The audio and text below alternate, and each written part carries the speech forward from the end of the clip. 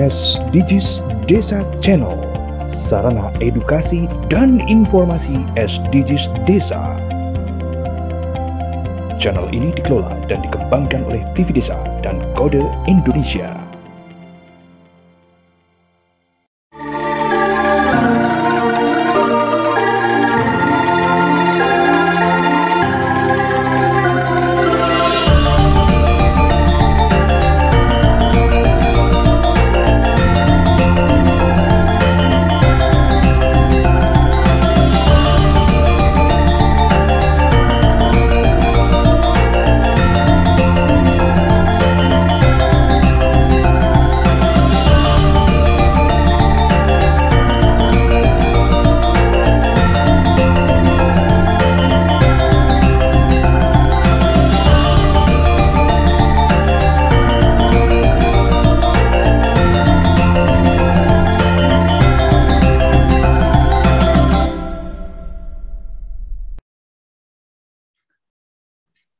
Salam bahagia kerabat desa Indonesia, mari berdiri sebaris, Solo Base Control Paris, salam SDGs Desa. Pagi hari ini kita akan mendapatkan informasi seputar transformasi, sekitar transformasi atau yang di pagi hari ini kita akan mendengarkan dari Mas Gus Kamto untuk informasi seputar topik kita pagi hari ini. Sorry, agak kurang fokus ini. Selamat pagi Mas Agus. Selamat pagi Gus. Ya, ini menarik ini berbicara tentang transformasi dari XPNPM, karena memang ini setelah saya melihat di Jasa Komunitas Desa Indonesia, setelah saya melihat dari Permendes 15 ini memang ada uniqueness dari XPNPM yang memang harus diterjemahkan dalam ADART-nya. Sebelumnya silakan Gus Kamto untuk bisa memberikan pencerahannya ini. Silakan Gus. Ya, Assalamualaikum warahmatullahi wabarakatuh. Selamat pagi semuanya. Hari ini mungkin ini yang kedua ya Gus ya. Kita ketemu lagi dengan materi yang tidak jauh beda dengan yang minggu kemarin gitu. Tapi hari ini kayaknya lebih spesifik lagi apa yang akan kita diskusikan bersama-sama, terutama khususnya dengan penekanan yang luar biasa yang kita terima minggu kemarin dari Kementerian Desa terkait dengan surat kepada Kepala Desa, BPD, dan yang satu lagi kepada Bupati. Jadi memang luar biasa penekanan-penekanan seperti itu, dan hari ini mungkin akan bisa kita terjemahkan menjadi lebih detail. Kita tidak berdiskusi kebijakan, tapi mungkin teknis bagaimana 11 bulan ke depan ini bisa diselesaikan secara maksimal gitu. Terima kasih. TV Desa sudah memviralkan tidak lagi 2 tahun gitu ya Gus ya. Tapi sudah diistilahkan ini 11 bulan gitu. Jadi mungkin nanti bulan depan sudah tidak lagi 11 tapi 10 gitu. Ini mungkin menjadi penyemangat semuanya untuk terus bergerak dan mempercepat proses ini gitu.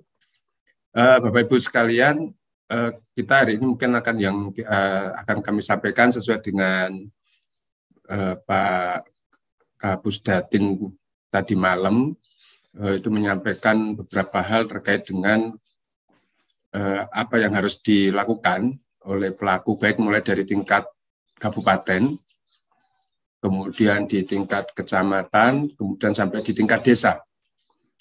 Ada 3 hal yang memang harus kita cermati bersama-sama. Beberapa hal yang memang menimbulkan beberapa problem itu mungkin hari ini mungkin bisa kita diskusikan. Gus Koco mungkin bisa memberikan nanti solusi atau mungkin bisa meneruskan beberapa hal yang terjadi di lapangan yang masih menjadi silang pendapat seperti itu. Saya boleh men-screenkan ini ya, share screen materi sedikit gitu ya Gus ya? Silakan. Banyak juga boleh.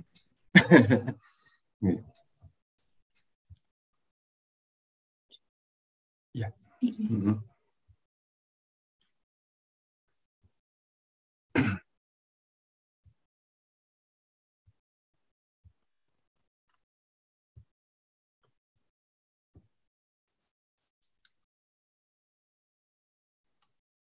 Ya, baik Bapak Ibu sekalian. Jadi mungkin ini bukan menggurui, tetapi saya lebih kepada pengalaman kami selama mulai bulan Februari tahun kemarin sampai hari ini, apa yang sudah kami lakukan, konsep-konsep kami untuk menerjemahkan dari PP 11 ini, kemudian berikutnya muncul Permen Desa 3, dan yang terakhir Permen Desa 15.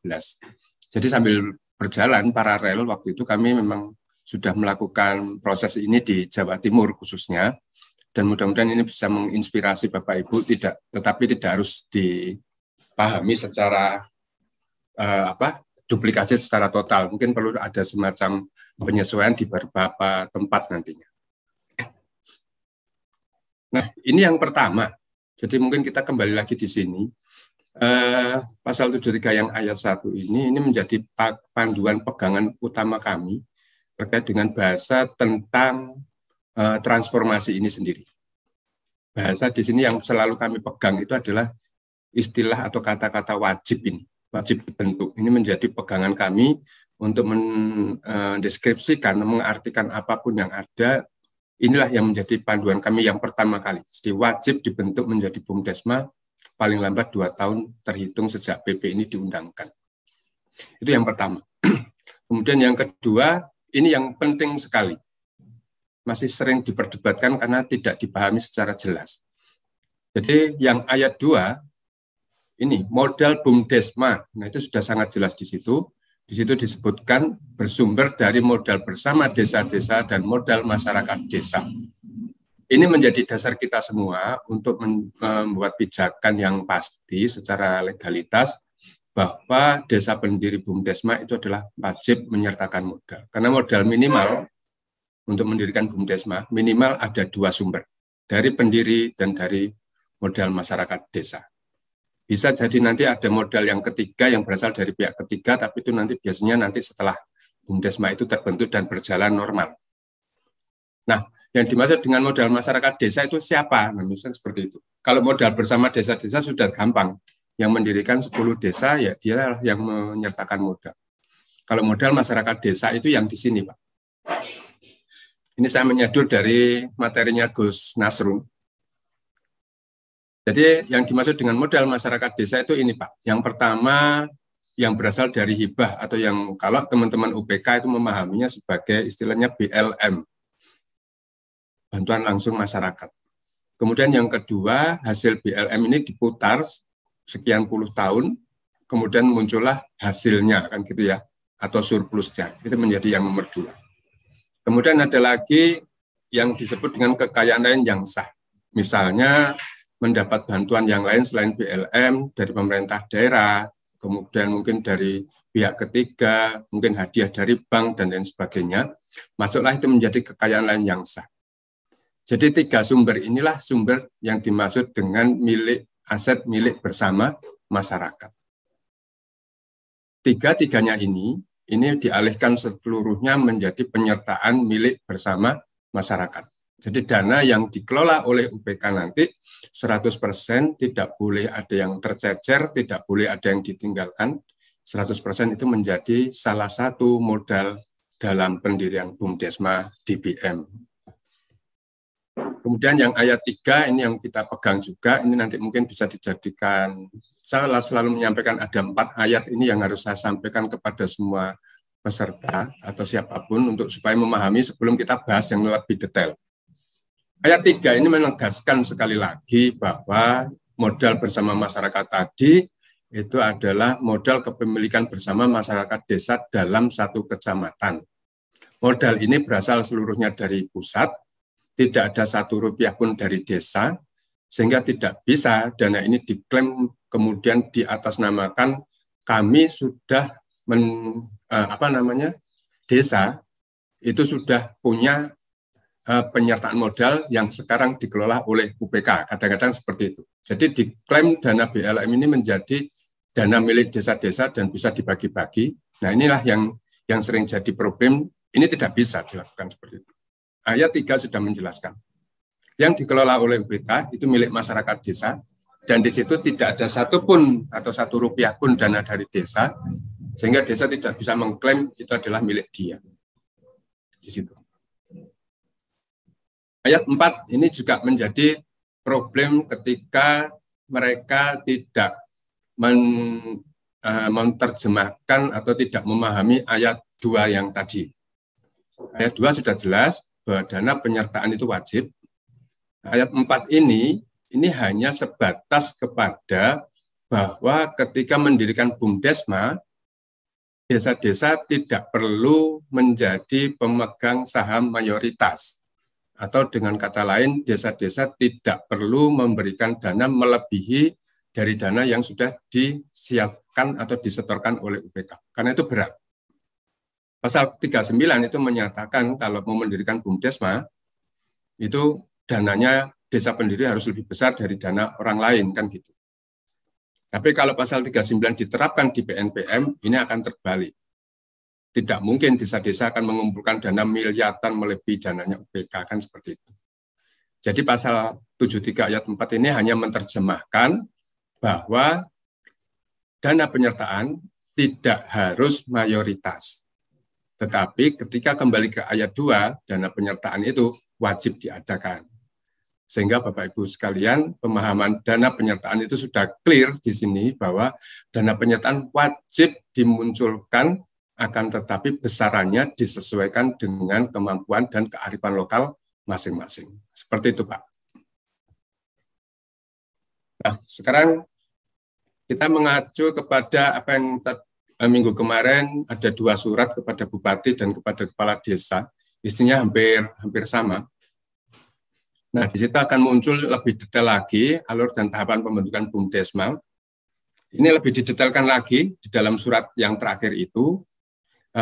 Sebelum melakukan apapun, UPK, kita berbicara UPK saja, ini wajib menyusun laporan perhitungan semua aset yang dikelola beserta jumlah penerima manfaatnya. Kemudian laporan tersebut diserahkan kepada bupati untuk direview oleh inspektorat. Nah, alurnya seperti itu di awal untuk yang sekarang. Yang ketiga, setelah itu, nanti setelah hasil dari inspektorat ini turun, Bapak Ibu sekalian, nanti Dinas PMD akan melaksanakan MAD sosialisasi di semua kecamatan. Di dalam satu kecamatan, dalam forum MAD ini, salah satu materi hasil sosialisasi itu adalah penyampaian hasil review dari inspektorat untuk dijadikan pegangan atau dijadikan pertimbangan forum MAD untuk menentukan langkah lebih lanjut. Bapak Ibu sekalian, untuk yang nomor 3 ini mohon tidak dipersepsikan yang aneh-aneh gitu misalnya. Salah satu contoh, hasil review inspektorat itu hanya hasil laporan pandangan inspektorat. Bukan penentu atau inspektorat menentukan boleh tidaknya UPK menjadi BUMDesma. Itu Pak. Prinsipnya di situ dulu. Karena kita kembali lagi ke pasal 73 ayat 1, bahasanya adalah semua pelaku PNPM UPK, itu bahasa tadi yang saya sebutkan awal, wajib menjadi BUMDesma. Ini, wajib menjadi BUMDesma. Tidak ada bahasa di situ yang menyatakan jika tidak sehat, tidak boleh, itu tidak ada. Semuanya wajib. Perkara pada saat nanti diproses menjadi BUMDesma ada kekurangan-kekurangan, itulah tugas dari pengurus BUMDesma yang baru untuk pembenahan. Masalahnya seperti itu. Ini yang paling penting, Bapak Ibu sekalian. Kemudian yang kedua, dari yang nomor 3 ini, mohon nanti bisa disinkronisasikan bahwa proses ini jangan sampai mengganggu proses perguliran yang sedang berjalan. Di beberapa kabupaten kami menangkap laporan yang menyatakan ketika sedang direview oleh inspektorat, dilarang melakukan perguliran. Tidak boleh melakukan apapun sampai inspektorat menentukan atau mengeluarkan hasil reviewnya. Nah, ini kan berbahaya, Pak. Berbahayanya adalah ketika masyarakat mengetahui bahwa dana yang berasal dari UPK tidak bisa digulirkan lagi, entah dengan alasan apapun, ini akan menjadi pemicu tunggaan, gitu Pak. Karena mereka merasa, wah saya kalau lunas nggak akan dapat lagi nih, nggak usah dilunasi dulu lah, kan gitu. Ini yang dikhawatirkan oleh UPK. Jadi mohon nanti ini menjadi semacam pertimbangan kembali untuk tidak mengeluarkan sebuah statement, biarkan perguliran tetap berjalan karena laporan toh sudah diterima oleh inspektorat. Itu Pak. Kemudian yang berikutnya tentang pelaksanaan, setelah ini kembali kepada surat yang 2 tadi. Jadi setelah MAD sosialisasi, kita akan lakukan musyawarah desa. Musyawarah di desa itu nanti ada keluaran atau output yang akan didapatkan, Bapak Ibu sekalian, dan ini wajib dilakukan di semua desa. Ya, jadi dalam musyawarah desa nanti akan muncul perdes persetujuan pendirian BUMDesma atau perdes yang kalau diistilahkan yang selama ini berlaku adalah perdes kerjasama desa. Kemudian di dalam musyawarah desa akan ditetapkan juga besaran penyertaan modal yang disiapkan oleh desa yang bersangkutan. Yang ketiga, menetapkan surat mandat kepada Kades untuk melakukan kerjasama antar desa, dalam hal ini pembentukan BUMDesma. Yang keempat, surat mandat kepada delegasi desa untuk mengikuti MAD.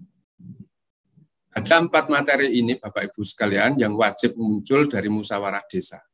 Karena 4-4-nya inilah yang dijadikan dasar untuk desa itu bisa mengikuti MAD khusus dalam hal pendirian BUMDesma.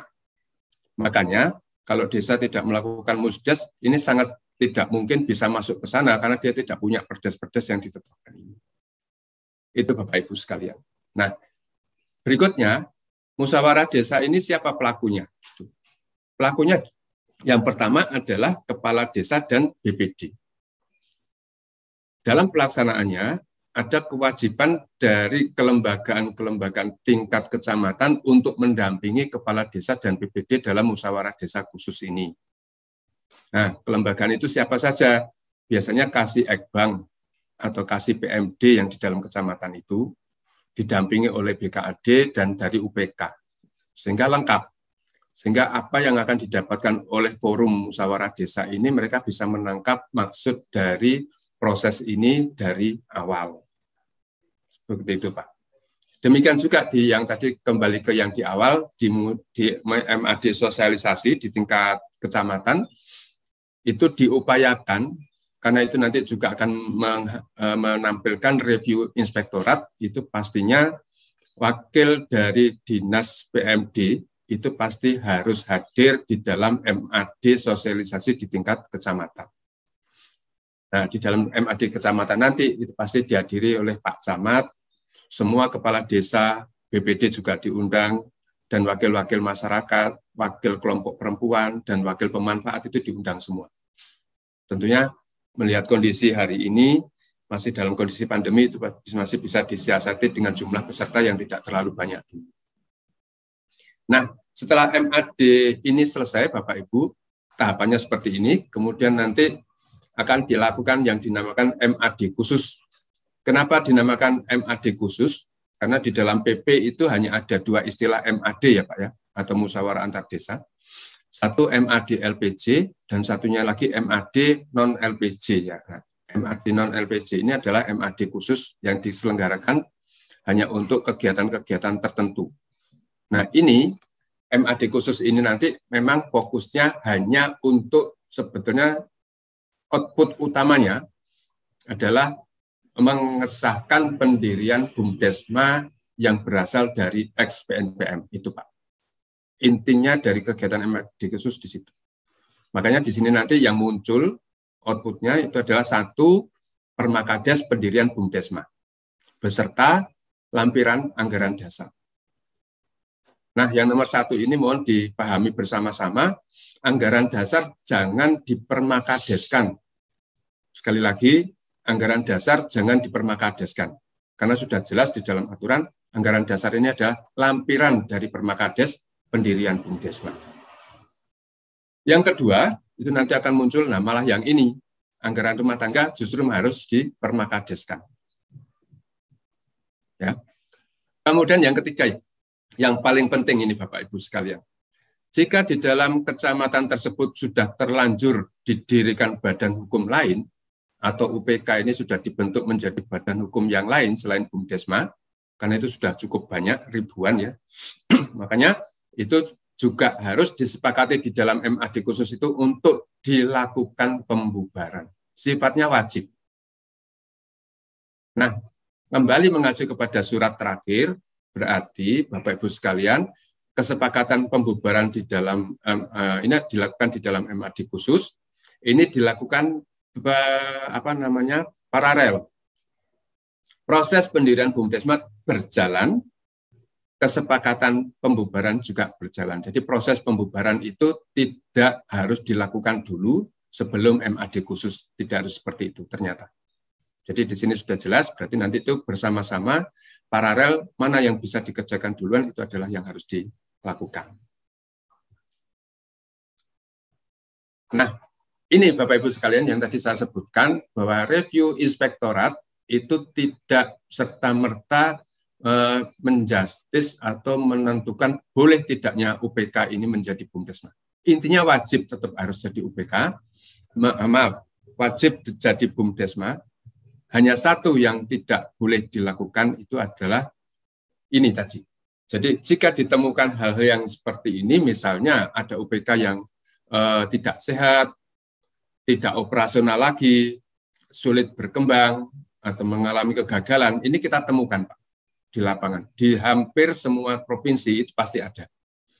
Hari ini kita pasti akan bisa menemukan secara mudah ada UPK yang tidak operasional lagi. Ada UPK yang sudah tidak diketahui lagi di mana kantornya. Ada UPK yang diketahui lagi bahwa UPK itu sudah bubar dan tidak jelas bagaimana pertanggungjawabannya. Itu masih ada dan harus jujur dikatakan ini kita temukan di beberapa tempat. Kalau sudah seperti ini adalah harus dilakukan audit keuangan, kemudian restrukturisasi modal, restrukturisasi kepengurusan. Nah, yang keempat yang paling penting, pembinaan tata kelola kelembagaan. Ini menjadi kewajiban pemerintah daerah untuk melakukan itu, Pak. Prosesnya tetap menjadi BUMDesma, tetap diproses terus bersama-sama, sekaligus dilakukan hal 4 poin ini. Ini yang sekali lagi supaya nanti kita satu suara, satu pemahaman dan tidak berdebat di lapangan lagi bahwa sekali lagi proses pembentukan BUMDesma ini adalah sesuatu hal yang harus dilakukan apapun kondisi UPK-nya. Seperti itu. Nah, pengaliannya sudah jelas ya Bapak Ibu sekalian, pada saat nanti proses menjadi MAD khusus, itu nanti yang akan dialihkan itu adalah pengalian aset, kelembagaan, personil, dan kegiatan usaha. Bapak Ibu sekalian, yang terpenting dari proses yang tadi saya sampaikan ketika dimulai dari sosialisasi di tingkat kecamatan, kemudian sosialisasi di tingkat desa, kemudian output yang terbesar adalah sebuah forum luar biasa yang dinamakan MAD khusus, itu sebetulnya ada di tengah-tengah satu proses atau forum yang non-formal sebetulnya, tetapi itu sangat penting sekali. Itu yang dinamakan dengan pra-MAD. Nah, pra-MAD ini dilakukan untuk melakukan diskusi-diskusi khusus terkait dengan beberapa aturan-aturan yang akan diberlakukan, dan itu tidak bisa dilakukan hanya 1 hari, gitu Pak. Jadi mohon tidak melakukan tiba-tiba langsung dari MAD desa atau musyawarah desa selesai, katakan ada 10 desa sudah musdes semua, terus tiba-tiba mengadakan MAD, nah seperti itu. Di tengah-tengah ada 2 forum ini, antara musyawarah desa dan MAD khusus, itu lakukanlah yang namanya pra-MAD. Karena apa? Draft anggaran dasar, draft anggaran rumah tangga, program kerja, ini tidak bisa dibahas di dalam MAD dan 1 hari pasti selesai, itu tidak bisa, Pak. Termasuk salah satunya adalah proses-proses bagaimana mendiskusikan dengan posisi-posisi jabatan yang baru, Kalau kita berbicara di nomor 3, pengalihan personil, ini harus semuanya, itu memang harus diakomodir di dalam BUMDesma, tetapi kan tidak harus semuanya itu menempati posisi lama menjadi posisi baru. Misalnya, seandainya memang ketua UPK memang layak dan memang kredibel, dia mungkin bisa langsung diputuskan di dalam forum pra-MAD dulu, diusulkan menjadi direktur. Tetapi ada beberapa tempat memang saya melihat sendiri bahwa ketua UPK-nya ini sebetulnya belum layak untuk menjadi direktur, sehingga dia di dalam forum pun akhirnya harus tergeser. Seperti itu, Pak. Diskusi-diskusi seperti ini jangan dilakukan di dalam forum MAD. Forum MAD ini sebetulnya nanti adalah forum di mana beberapa berkas ini sudah didiskusikan lebih dahulu oleh tim kecil yang melibatkan semua komponen, dan nanti di dalam MAD itu akan dibahas dalam kondisi sudah katakan 80-90% sudah fix seperti itu.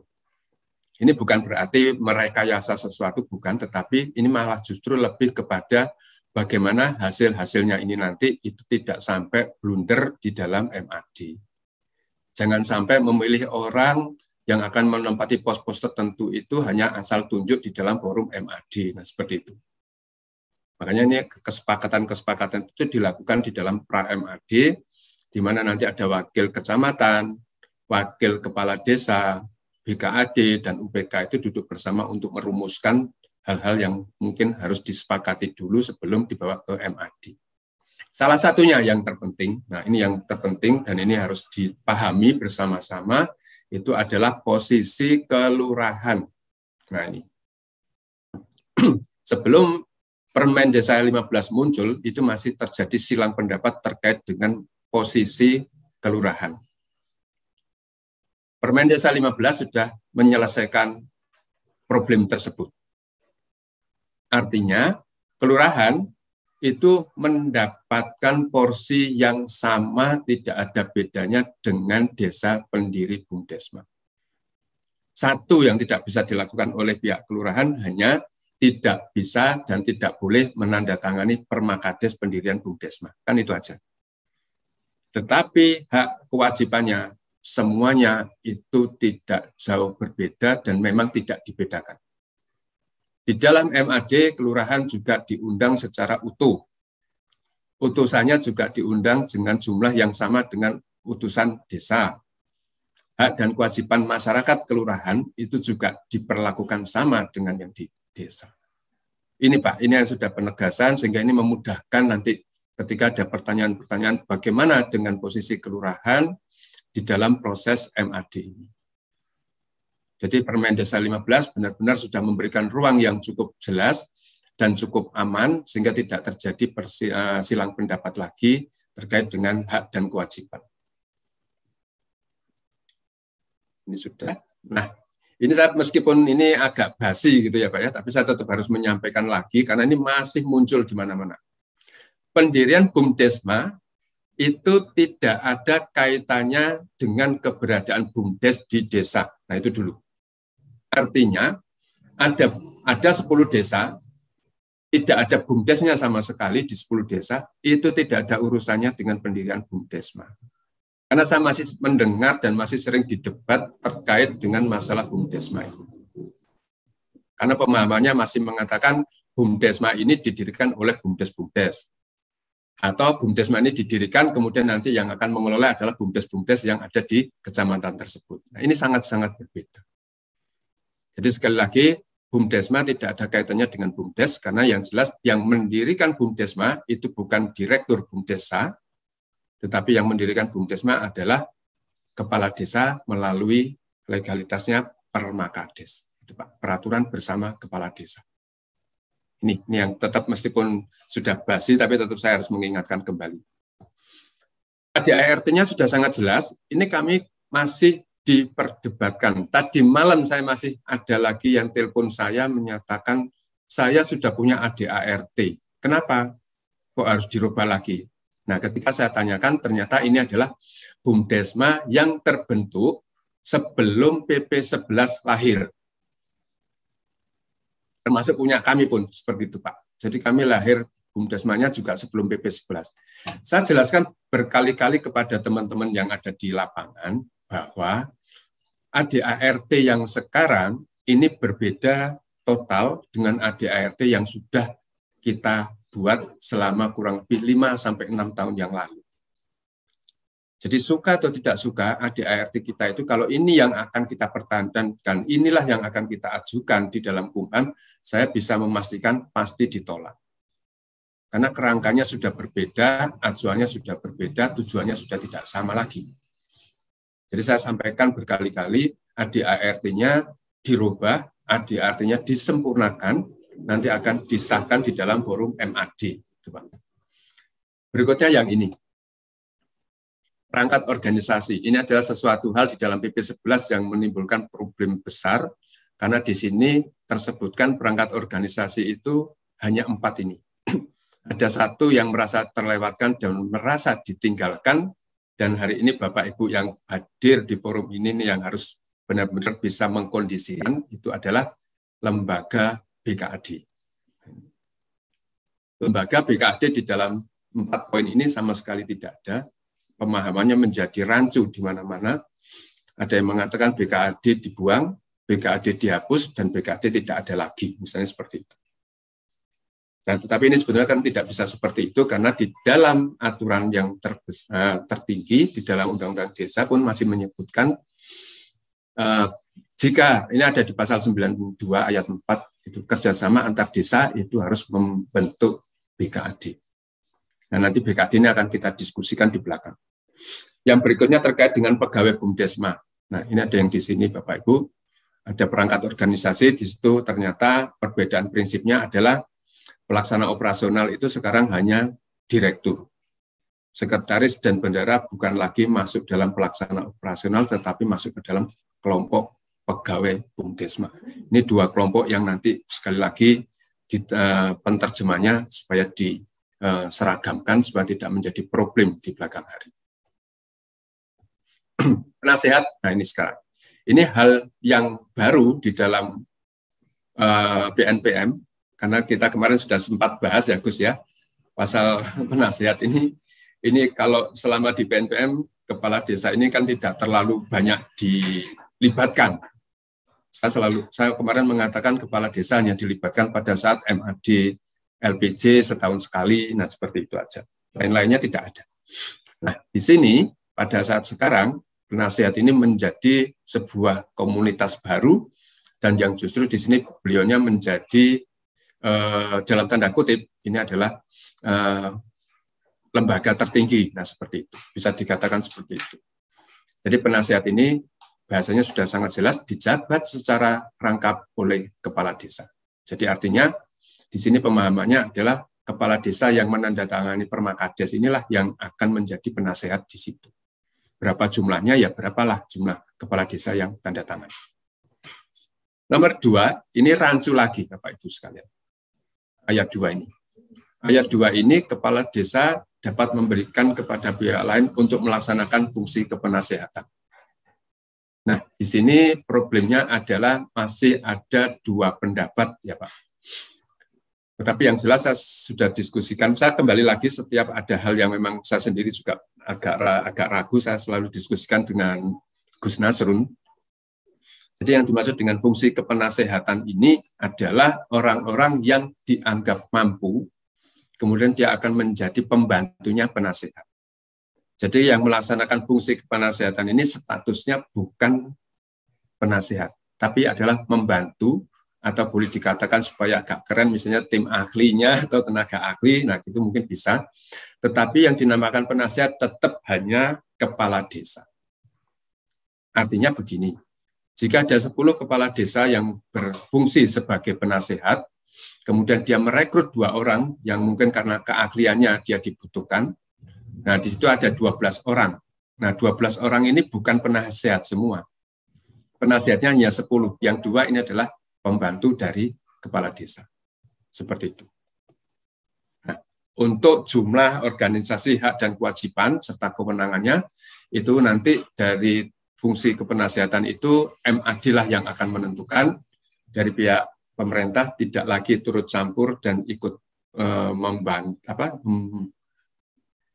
masuk terlalu jauh ya, misalnya jumlahnya, berapa, kemudian usia harus berapa, pendidikan minimal seperti apa. Nah, itu sudah tidak lagi diatur secara detail, tapi nanti MAD lah nanti yang akan menetapkan di situ.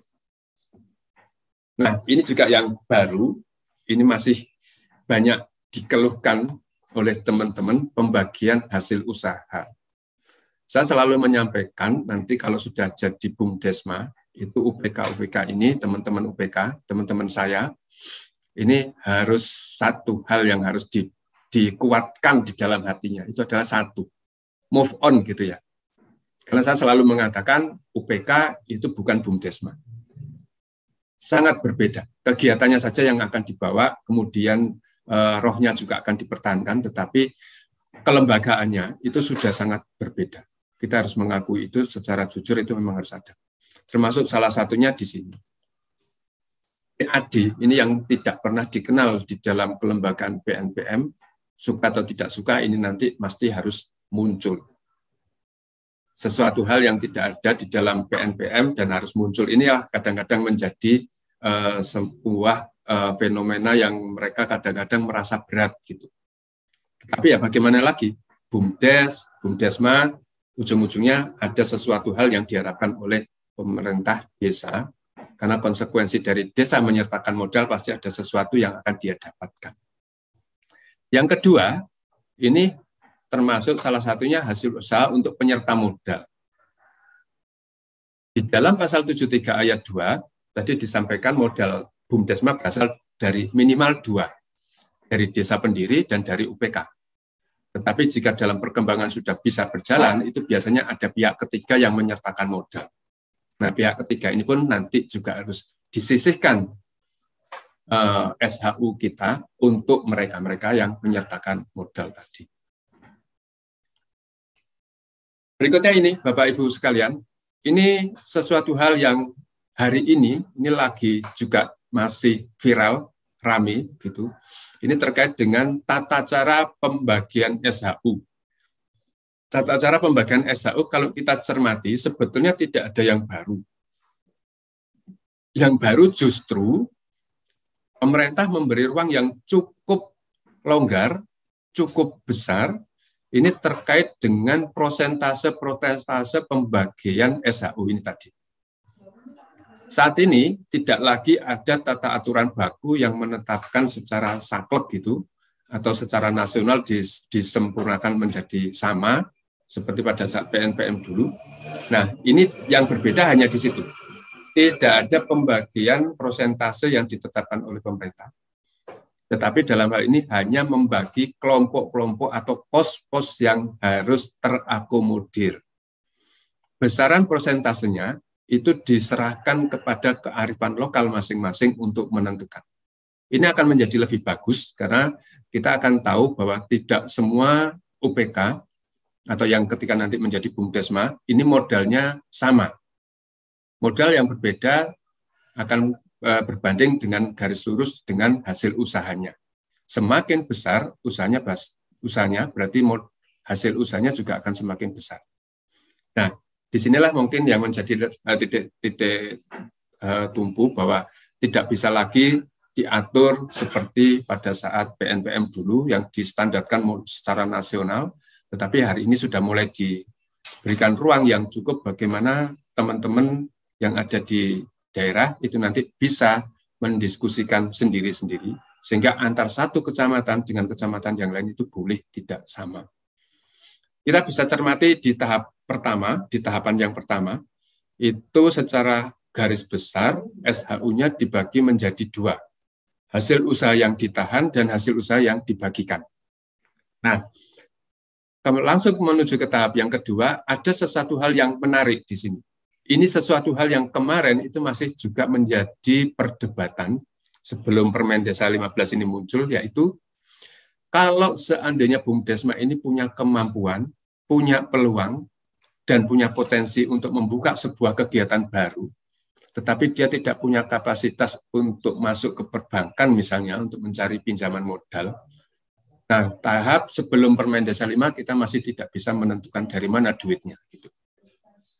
Nah, sekarang itu sudah dimungkinkan hasil usaha yang ditahan itu selain digunakan untuk pemupukan modal, bisa digunakan untuk pembentukan unit usaha baru. Dengan satu syarat, dana yang diambil untuk pembentukan unit usaha baru ini tidak boleh mengganggu siklus dari perguliran DBM. Artinya, boleh mengambil dana dari situ asalkan memang ada dana lebih atau dana yang memang tidak digunakan, atau mungkin yang sekarang dikenal dengan idle fund gitu ya, atau idle money yang di beberapa kecamatan itu luar biasa. Dananya memang tidak bisa lagi disalurkan karena memang simpan pinjamnya sudah mencapai titik jenuh. Artinya kelompoknya juga tidak bisa dikembangkan lagi, peminjamnya juga sudah maksimal, duitnya terlalu besar. Sehingga banyak uang yang ngendon di bank itu sampai miliaran, bukan karena apa-apa, tapi memang sudah tidak bisa dilakukan usaha-usaha yang lain. Nah, itu bisa digunakan untuk usaha baru. Untuk yang lain-lainnya, Bapak Ibu sekalian, hasil usaha yang dibagikan, ini sudah sangat jelas. Ini teman-teman UPK nanti mungkin bisa sekaligus diberikan pemahaman, tidak ada yang berbeda dan tidak susah untuk melakukan pembagian SHU ini, karena ini prosesnya, pos-posnya, ini sama persis dengan pada saat kita masih ada di PNPM. Ya, jadi tahap 1, tahap 2, sampai ke tahap yang ketiga. Hanya sekali lagi yang membedakan hanya tidak lagi ada penyeragaman prosentase. Seperti itu. Ini Bapak Ibu, kemudian kalau ini sekaligus karena kita nanti terkait dengan semuanya, terkait dengan masalah 11 bulan kita harus selesaikan semuanya. Jadi nanti ini sekaligus saya juga sedikit akan berdiskusi dengan Bapak Ibu sekalian proses dan tahapan sampai kepada pendaftaran badan hukumnya.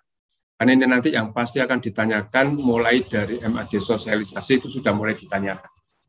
Harapan kita dari sosialisasi inilah sudah mulai ada penyeragaman sehingga nanti sampai MAD khusus itu tidak ada lagi perdebatan-perdebatan yang tidak perlu.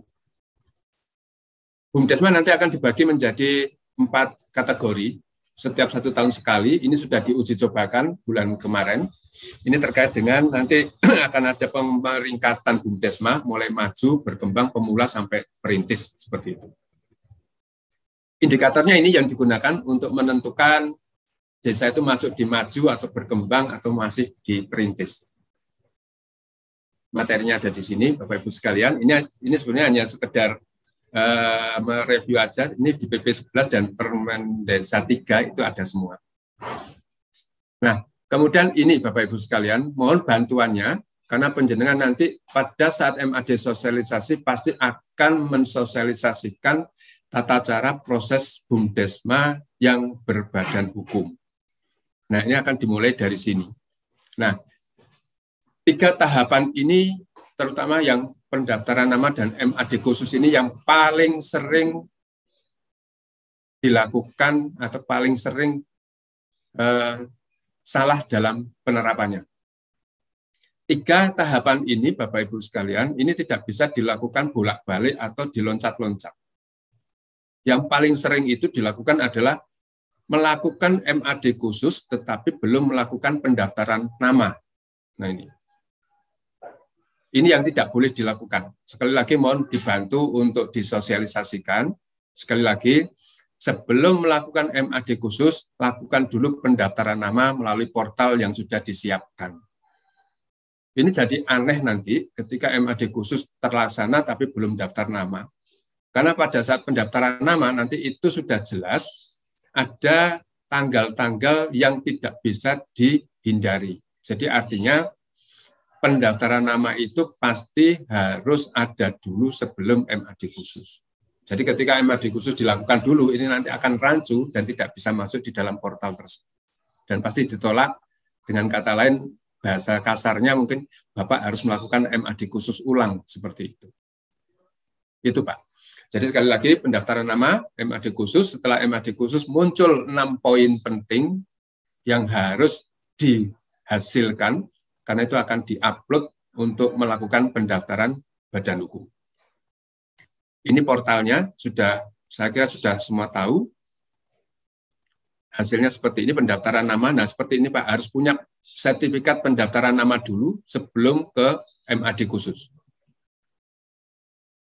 Prosesnya sebetulnya sederhana, nanti Bapak Ibu juga bisa mensosialisasikan dengan cara simpel saja. Setelah pendaftaran nama akan dilakukan MAD khusus. Nah, ini ada 6 berkas yang harus didapatkan di dalam forum itu. 6 ini wajib ada semua.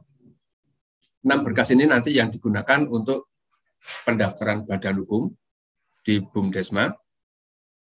Nah, kemudian setelah pendaftaran nanti sudah selesai, ini menjadi tugasnya dari Kementerian Desa untuk memverifikasi yang akan dilakukan secara teoritisnya secara 5 hari kerja. Nanti tim verifikator yang akan menentukan apakah pengajuan badan hukumnya ini sudah sesuai ataukah memang berkasnya harus direvisi. Jadi sesuatu hal yang wajar ketika memang harus direvisi karena hampir semuanya ada kesalahan-kesalahan yang memang tidak bisa ditolerir dan harus disempurnakan. Jika sudah selesai, Bapak Ibu, nanti Kementerian Desa akan memasukkan berkas jenengan semua melalui data yang terintegrasi secara otomatis. Kumham akan menerbitkan sertifikat badan hukumnya.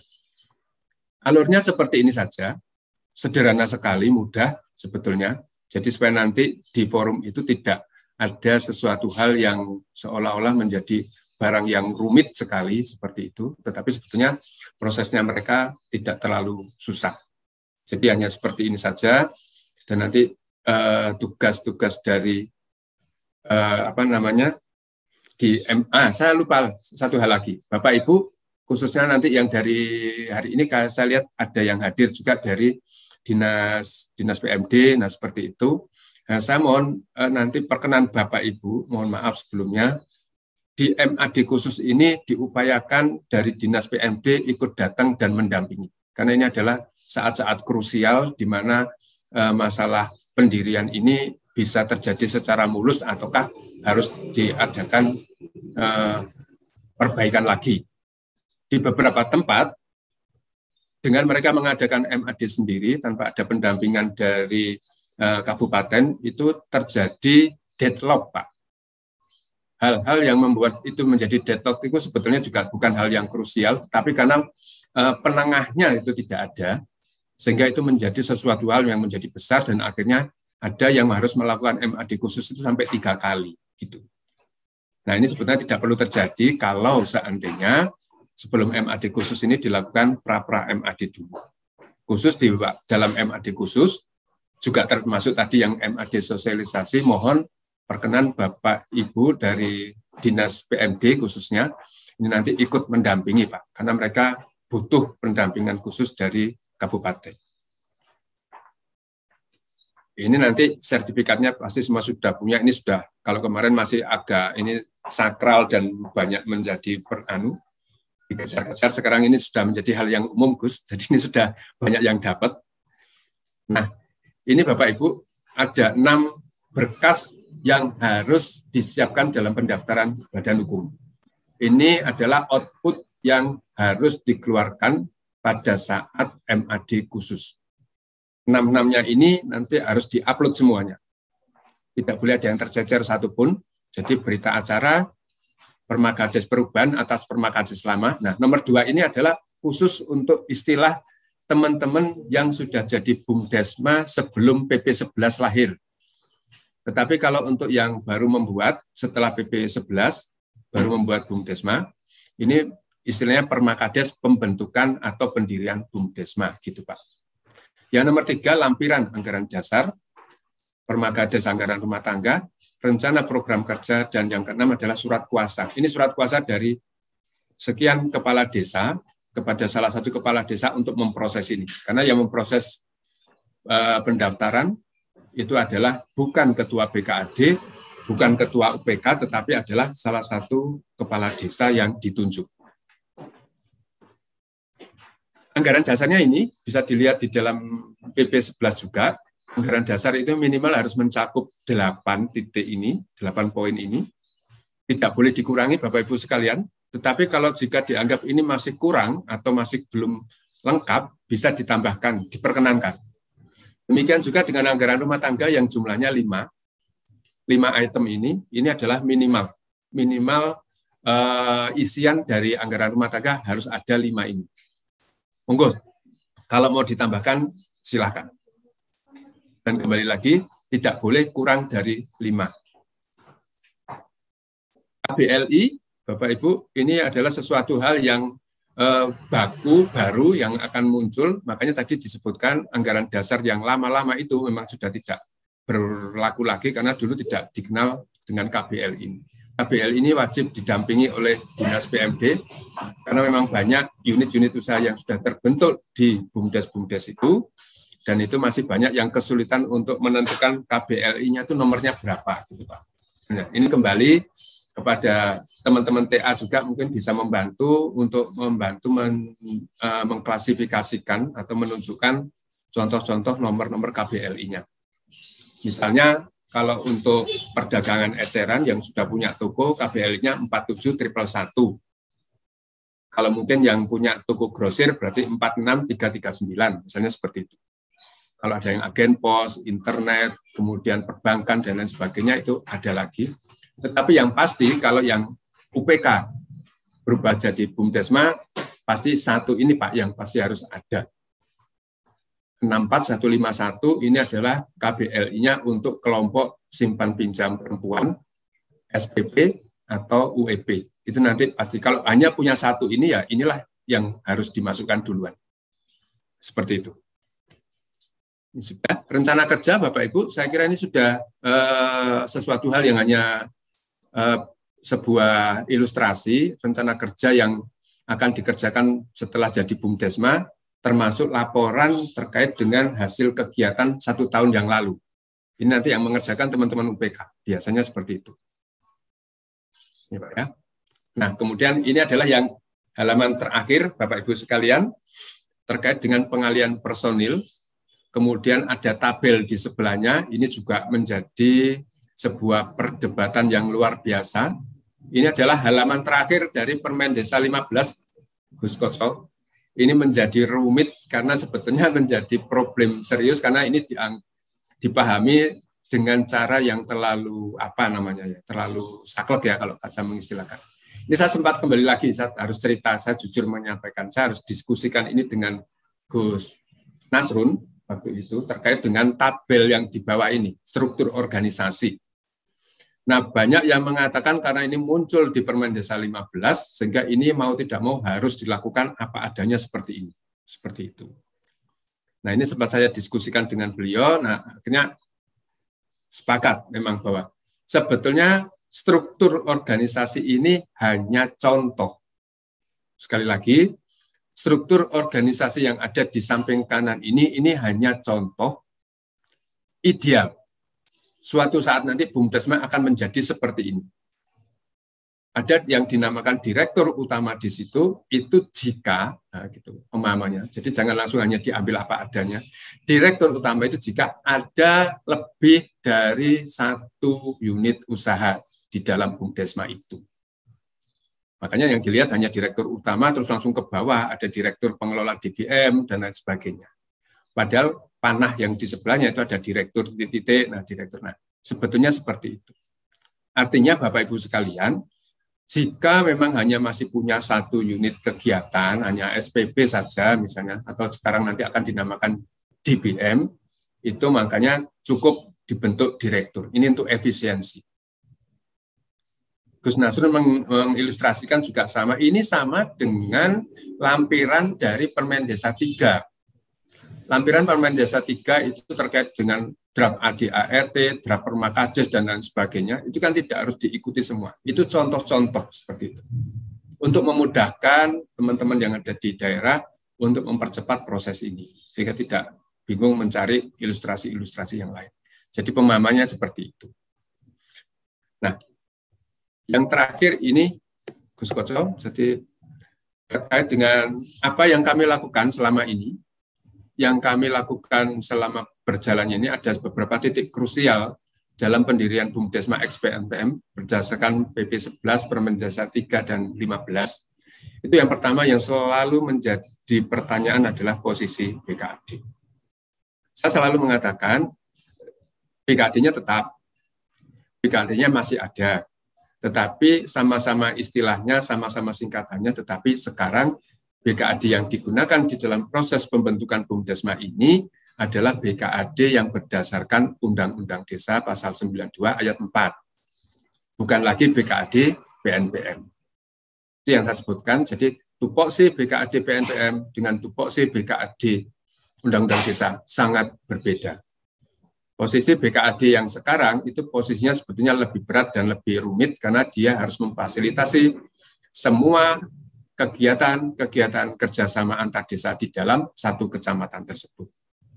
Nah, BUMDesma inilah salah satu kegiatan kecil yang harus difasilitasi oleh BKAD. Pemahamannya di situ. Jadi BKAD tidak dihapus, cuman BKAD fungsi dan tupoksinya berbeda dengan BKAD Undang-Undang Desa dengan PNPM. Perkara personelnya itu adalah orang yang sama, itu tidak masalah. Tetapi kelembagaannya sudah tupoksi yang berbeda. Saya selalu menjelaskan seperti itu, supaya tidak terjadi silang pendapat di bawah dan tidak lagi ada bahasa sampai mengistilahkan saya yang sudah berdarah-darah, saya yang sudah berjasa, tiba-tiba dibuang. Nah, seperti itu. Jadi artinya tetap semua kelembagaan seperti yang disampaikan di depan, pengalian-pengalian itu salah satu pengalian kelembagaan, semua ikut di bawah. Yang kedua, tentang dana penyertaan desa, tadi sudah clear, sudah jelas. Jadi, satu, dana penyertaan wajib ada. Yang kedua, dana penyertaan tidak harus selalu sama antar desa, tapi kalau mau diseragamkan itu lebih bagus. Yang ketiga, dana penyertaan itu tadi wajib ada, rupiahnya, nah sekali lagi, rupiahnya disesuaikan dengan kemampuan dan jangan sampai karena ada penekanan-penekanan tertentu sehingga malah memberatkan desa, dan desa itu mundur karena tidak mampu menyiapkan dana penyertaan. Seperti itu. Intinya minimal harus ada dana penyertaan dulu. Kalau tidak bisa besar, ya jangan terlalu kecil. Nah, seperti itu. Pemahaman penasihat sudah jelas.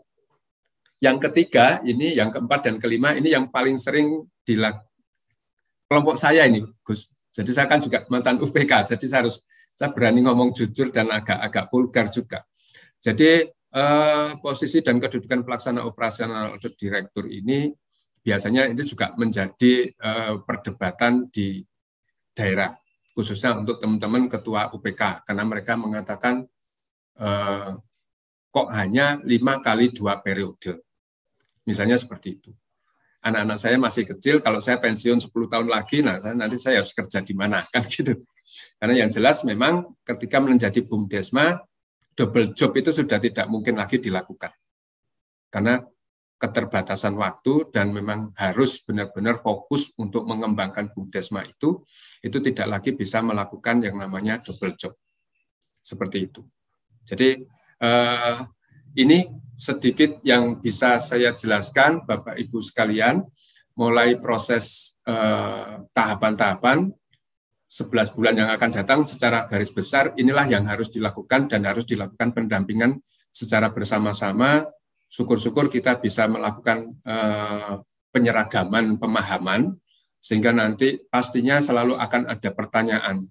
Kalau sampai itu berbeda, akan muncul pertanyaan begini. Di sana bisa kok, di sini nggak bisa. Gitu. Di sana pemahaman pasal ini seperti ini, di sini kok pemahamannya berbeda. Nah, di sini. Ini hal-hal yang krusial benar-benar yang nanti kami minta bantuan kepada Dinas BMD, teman-teman dari TA, kemudian dari pendamping desa terutama, khusus pendamping desa saya mungkin sedikit bisa memberikan sedikit penguatan gitu, nggih. Pendamping desa nggak usah sungkan masuk ke UPK gitu, karena saya mendengar beberapa kali teman-teman PDT atau pendamping desa ini rikuh mau masuk ke UPK karena takut, karena khawatir atau karena sungkan mereka lebih senior, lebih lama. Nah, seperti itu. Saya kira tidak perlu. Saya kira teman-teman pun juga membutuhkan input-input dari luar, perlu diskusi bersama-sama. Monggo. Saya kira di beberapa tempat pendamping desa bisa masuk ke teman-teman UPK itu justru bisa memberikan sebuah pencerahan baru yang selama ini mungkin tidak didapatkan oleh teman-teman UPK. Nah, saya kira itu, Bapak Ibu sekalian, sekali lagi, ini kelihatan bagaimana nanti peran serta dari semuanya ini saling berkaitan, tidak bisa berdiri sendiri-sendiri, tidak bisa mengatakan paling penting dan paling dibutuhkan, karena ini nanti akan berkaitan dan terus-menerus terjadi. Saya ulangi lagi dari atas, ini nanti akan dimulai dari Bupati yang dalam hal ini pasti akan masuk ke Dinas PMD untuk memproses hasil review dari inspektorat. Nah, nanti hasil inspeksi review dari inspektorat nanti akan disampaikan di dalam musyawarah antar desa sosialisasi. Ini pasti yang menyampaikan Dinas PMD. Syukur-syukur inspektorat bisa ikut hadir. Kemudian juga pasti harus hadir teman-teman dari TA Kabupaten, itu bisa ikut mendampingi di situ. Nah, disitulah mulai bagaimana proses ini akan dilakukan secara simultan bersama-sama dan ada penyeragaman bahasa di situ, sehingga akan memudahkan semuanya nanti akan bergerak sampai ke MAD. Di dalam MAD sosialisasi nanti akan hadir Pak Camat yang akan membackup kepala-kepala desa pada saat musyawarah desa di tempatnya masing-masing. Seperti itu, Pak. Jadi sampai atas, sampai bawah pemahamannya benar-benar diupayakan gitu aja. Diupayakan bisa benar-benar bisa mendekati penyeragaman seperti itu. Kemudian nanti kembali lagi ke atas, minta izin lagi, mohon izin Bapak-bapak dari dinas, nanti musyawarah antar desa khusus itu tetap ada pendampingan dari dinas supaya nanti seandainya ada beberapa problem itu tidak sampai terjadi MAD-MAD yang deadlock seperti itu. Nah, kalau yang dari pusat saya kira nanti Gus Koco bisa ikut memfasilitasi bagaimana saya tetap mengatakan perlu diadakan semacam workshop atau seminar atau apapun terkait dengan khususnya untuk pelaku-pelaku di tingkat kabupaten ya Pak Gus. Kalau saya baca yang di surat Bupati itu memang ada rencana minggu kedua atau ketiga nanti ada Rakornas untuk menyamakan persepsi ini dan mempercepat proses PP 11 ini yang tinggal 11 bulan lagi. Saya kira itu, Gus Koco, yang sedikit dari saya, mohon maaf kalau terlalu banter gitu, jadi sedikit yang bisa kami sampaikan, sudah sampai jam 3, sampai jam 7. Oke, saya kira itu dulu, Gus Koco, saya kembalikan kepada penjenengan. Terima kasih. Oke, terima kasih. Ini menarik, banyak kalau saya bilang sih ada titik-titik tertentu yang memang harus krusial ini diselesaikan. Artinya diselesaikan itu harus dipahami bersama tentang proses transformasi ini, karena memang kalau mungkin bahasa hukumnya itu ada, kalau bicara BUMDesma itu ada leg generalisnya, ada yang umum, kemudian bicara tentang transformasi ini adalah leg spesialisnya. Nah, ini mungkin nanti coba kita cari waktu, karena saya yakin nggak cukup waktu 1 jam untuk membedah ini, tapi kita sampaikan ke Gus Ivan, silahkan mungkin ada yang ingin disampaikan atau perlu ditambahkan untuk materi pagi hari ini. Silakan, Gus. Terima kasih Gus Koco, Pak Agus, terima kasih. Jenius ini. Jadi benar-benar sesuai kondisi lapangan gitu. Seperti yang sudah kita sampaikan minggu lalu, kami juga akan menimba pengalaman dari Pak Agus untuk bisa mempercepat istilah 11 bulan dari Pak Agus pada hari Kamis lalu. Itulah yang kemudian waktu itu ya ada juga Gus Nasrun gitu yang kemudian memberikan beberapa percepatan. Percepatan pertama itu adalah waktu hari Kamis Pak Agus menyampaikan perlunya disampaikan paling tidak kalau ada surat dari pusat kepada kepala daerah dan kepada kepala desa.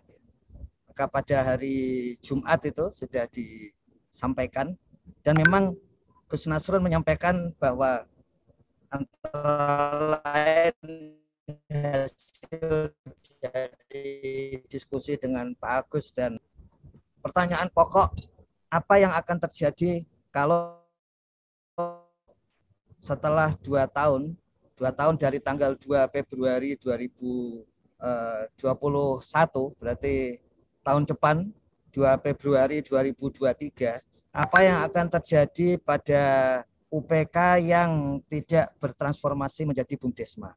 Jadi itu akan dari tim hukum menyampaikan bahwa itu akan dinilai sebagai menyalahi peraturan perundangan. Dan itu karena kondisi seperti itu, maka yang ditempuh oleh Kementerian Desa adalah menyelesaikan sebelum tenggat waktu itu. Jadi supaya tidak ada nanti rasa kikuk dan sebagainya setelah tanggal 2 itu, termasuk tadi sudah disampaikan oleh Pak Agus dan Gus Nasrun juga pada pembicaraan menyampaikan harus BUMDesma. Jadi kalau ada yang mengatakan jadi yang lain ini itu sesuai peraturan perundangan, memang harus BUMDesma. Jadi itu sebetulnya tujuan pokok kita kenapa pada pagi hari ini perlu segera mendiskusikan, karena jangan sampai terjadi menyalahi peraturan perundangan itu yang kemudian punya konsep PK-nya, pengelolanya, maupun karena ada peran dari pemerintah daerah, nanti pemerintah daerah akan menerima limpahan masalah seperti itu. Makanya dilakukan seperti yang sekarang. Yang kedua, bahwa tetap tujuan pokok dari transformasi UPK itu memastikan selalu akhir masyarakat, ada dana peduli masyarakat bagi warga miskin. Jadi makanya ketika masuk ke dalam APBDes, khusus DBM itu masuk pada pendapatan lain-lain yang sesuai di dalam PP 11 itu diperuntukkan khusus untuk warga miskin. Jadi memang bukan milik siapa-siapa, itu miliknya warga miskin di kecamatan tersebut. Kemudian untuk BKAD itu dalam penyusunan peraturan itu kemarin dari berbagai kajian itu untuk mempercepat maka langsung disebut MAD. Jadi makanya dalam rangka semuanya mempercepat, karena kita tahu 2 tahun dari peraturan perundangan itu tidak lama. Pada waktu itu sempat ada dari sebagian UPK meminta supaya tidak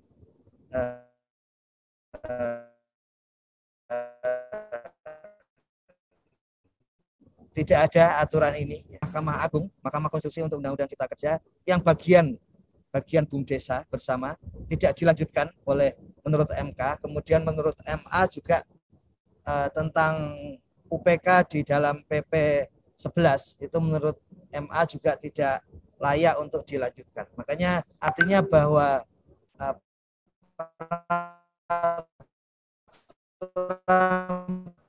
perundangan terbaru tentang desaan menjadi BUMDesma bersama lembaga keuangan mikro ini memang harus dilakukan. Begitu Gus Koco. Tadi kami share juga kalau ingin tahu BKAD dan kerjasama antar desa itu ada di Permendagri 96 2017. Nanti bisa dilihat juga di situ. Tapi selebihnya terima kasih kepada Pak Agus yang telah mengingatkan pada hari Kamis ya, sebagai salah satu bagian, sehingga kemudian di hari Jumat itu semuanya sudah menjadi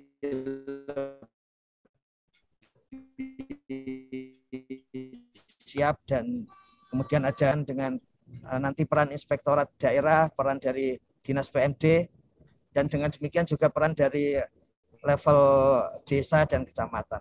Begitu Gus Koco. Sekali lagi terima kasih. Kalau soal nomor kontak Pak Agus itu terserah Pak Agus apakah mau dibagi apa tidak, karena punya beberapa konsekuensi. Makasih Gus Koco, kerabat desa sekalian. Oke, terima kasih.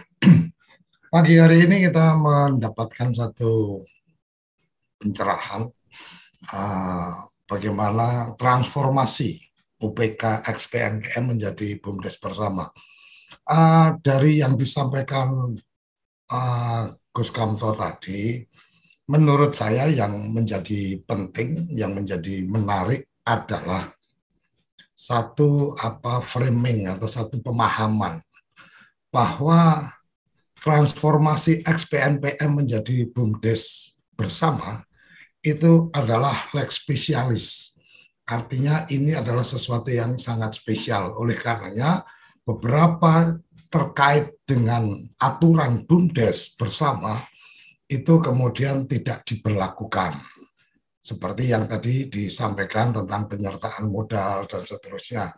Nah, yang sebenarnya lebih penting dan utama menurut saya adalah pemahaman bahwa ketika transformasi XPNPM menjadi lembaga keuangan desa dalam format badan usaha milik desa bersama, itu dipahami bahwa lembaga keuangan desa itu bukan satu lembaga bisnis simpan pinjam atau lembaga seperti lembaga pembiayaan keuangan pada umumnya. Ini kenapa saya sampaikan itu, karena amanat dari peraturan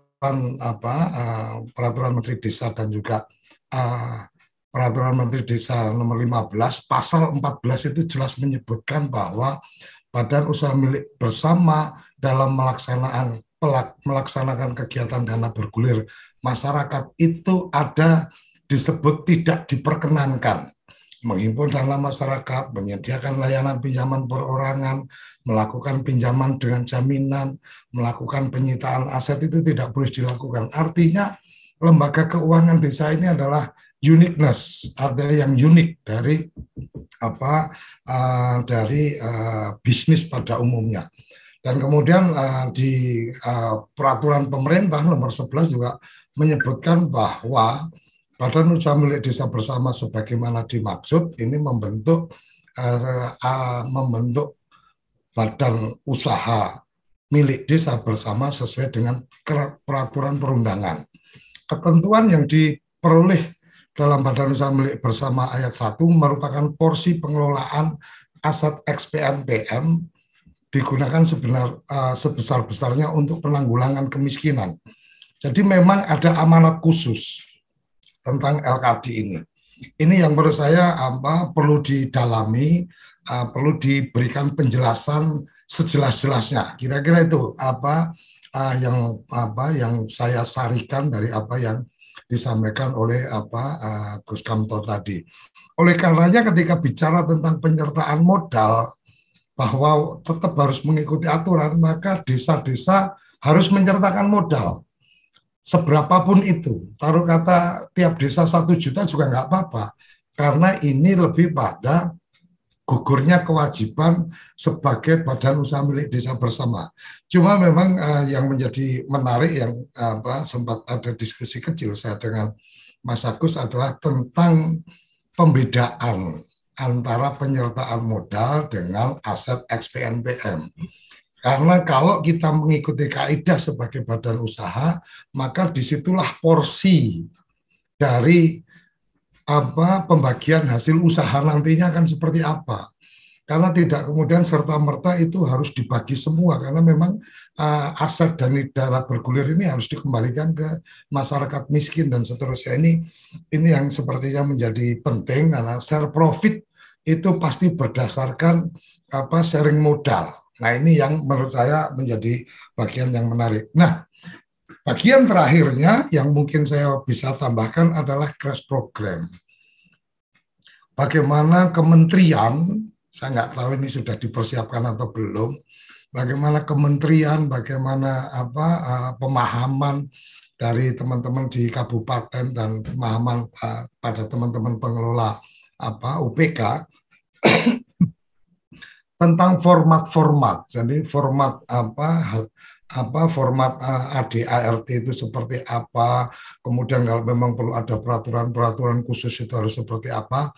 Sepertinya ini perlu disiapkan secara khusus karena kita mengejar waktu. Kalau kemudian mengikuti kaidah aturannya bahwa itu dimusyawarahkan tanpa guidance, tanpa kemudian format baku, ini akan sangat menyulitkan. Kenapa? Karena kalau ada format bakunya maka kemudian kita menjadi dapat bayangan, oh berarti harus seperti ini, harus seperti ini. Itu mungkin bagian yang menarik dan menurut saya perlu waktu khusus untuk kemudian bagian per bagian kita bedah. LKD itu seperti apa, larangan-larangannya bagaimana dan seterusnya harus dipahami. Kemudian sampai kepada pembagian hasil atau sharing profitnya seperti apa, karena penyertaan desa maka otomatis akan ada bagian itu menjadi pendapatan asli desa atau bagaimana, ini yang kemudian perlu kita diskusikan lebih lanjut. Karena apapun badan usaha milik desa, ketika desa melakukan penyertaan maka yang terpikir adalah bagaimana kemudian mendapatkan pendapatan asli desa untuk kemudian konsekuensi atas penyertaan modal yang diberikan ke badan usaha milik desa. Saya pikir itu catatan-catatan dari saya, dan semoga 11 bulan ini dalam waktu 1 bulan ke depan format-format dan edukasi-edukasi literasi tentang lembaga keuangan desa dan kekhususan dari badan usaha milik desa bersama hasil transformasi UPK XPNPM ini benar-benar dipahami bersama sehingga tidak perlu terjadi perdebatan-perdebatan yang pada akhirnya akan memperpanjang waktu berproses. Demokratis ya tetap harus dilakukan demokratisasi, tetapi bahwa demokratisasi tanpa ada guidance, tanpa ada kesepahaman bersama, ini akan merusak segala sesuatu yang sebenarnya secara rohnya, secara ideologinya itu sudah jelas dibawakan, yang seperti Mas Agus sampaikan bahwa rohnya PNPM itu masih tetap berjalan di lembaga keuangan desa. Sampai di sini Kerabat Desa, dan kita akan tunggu agenda-agenda berikutnya. Percepatan transformasi menjadi sangat penting. Silakan. Ya, jadi di akhir penyampaian Gus Halim itu dirancang pada selambatnya bulan Februari ini, itu pemutakhiran dari data UPK XPNPM oleh pemerintah daerah, dan kemudian di bulan Maret itu rapat koordinasi nasional Gus Halim dengan para kepala daerah dan bersama Dinas PMD dan Inspektorat Daerah, Gus, untuk yang tadi menyampaikan langsung dari beliau kepada para kepala daerah. Mungkin 1 kali di Jakarta kalau Omikron sudah boleh untuk pertemuan tatap muka, tapi kalau daerah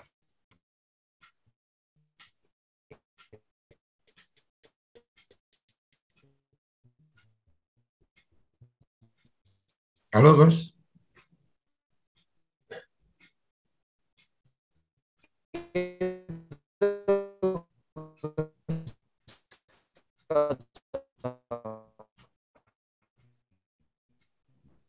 Halo.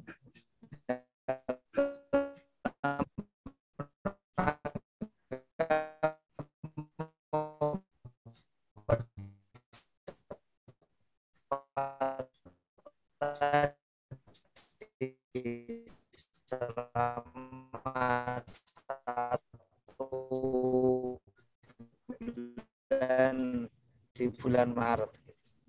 Terima kasih, Gus. Oke, terima kasih. Pada intinya roadmap-nya sudah dipersiapkan. Semoga Februari ini berjalan lancar, kemudian nanti Maret ada rakor dan seterusnya. Tapi menurut saya bagian yang menjadi penting, bagian yang menjadi utama adalah bagaimana menerjemahkan rohnya atau memberikan pemahaman tentang semangat LKD ini bukan semangat lembaga keuangan mikro. Jadi akan berbeda karena lembaga keuangan mikro boleh menghimpun dana masyarakat dan seterusnya. LKD jelas sekali di peraturannya tidak diizinkan menghimpun dana masyarakat. Sampai di sini kerabat desa, kita akan bertemu pada sesi-sesi berikutnya. Kemarin ada rencana acara khusus kita siapkan untuk Gus Kamto untuk memberikan gambaran tentang UPK ini dan seterusnya. Mungkin kita coba lihat waktunya, jangan sampai berbenturan dengan agenda-agenda yang sudah dipersiapkan oleh kementerian. Sampai di sini, salam bahagia kerabat desa Indonesia. Mari berdiri sebaris, selupis kontrol baris, salam SDGs desa, salam desaisme. Terima kasih.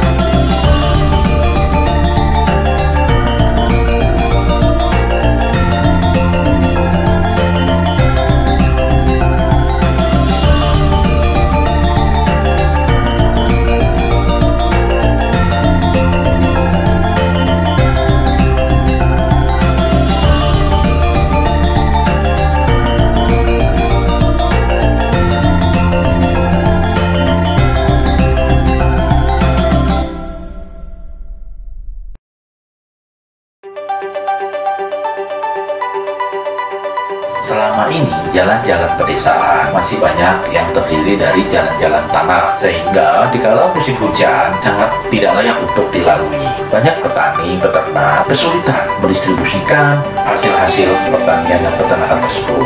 Soil stabilizer ini menggunakan pada proses pembuatan jalan tanah. Caranya bagaimana? Jalan-jalan desa yang ada yang selama ini diberi timbunan setebal 20 cm, dicampur dengan semen sebanyak 15-20 kg per kubik, tambahkan dengan 1 kg soil stabilizer, di mix, diaduk, setelah padat dihamparkan, kemudian diberi air secukupnya. Gunakanlah body roller untuk memadatkannya, biarkan 1-2 hari, lindungi dari hujan, setelah itu bisa dimanfaatkan. Informasi lengkap hubungi 0877 200 6311 atau www.jbsoil.tvdesa.id. Pertashop. Keuntungan menjadi mitra Pertashop. Modal yang dibutuhkan sangat terjangkau. Kerjasama yang menguntungkan. Takaran dan kualitas standar produk Pertamina. Harga jual sama dengan SPBU Pertamina. Pertashop, investasi yang menjanjikan. Saya Haji Abdul Hasan, Agus Supriyatna, Haji Aliuddin, Haji Imam Taufik, antara 400 sampai 500 liter. 300 liter per hari. 500 sampai 800 liter. Mencapai 900 sampai 1000 liter per hari. Tertarik berbisnis Pertashop? Hubungi. Halo, kami dari PT Langgeng Karya Teknik. Ada yang bisa dibantu?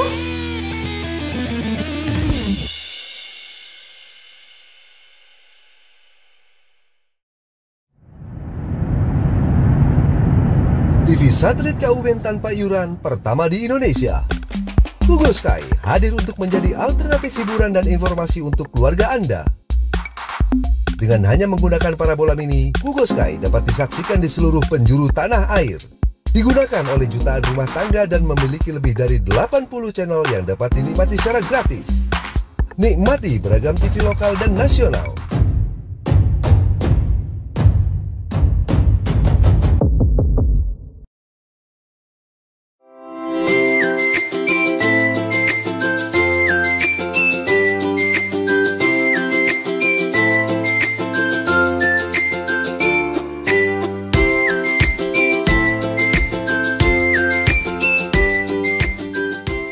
Dapatkan kabar baik dan kebaikan desa dan perdesaan hanya di TV Desa News. Unduh aplikasinya segera.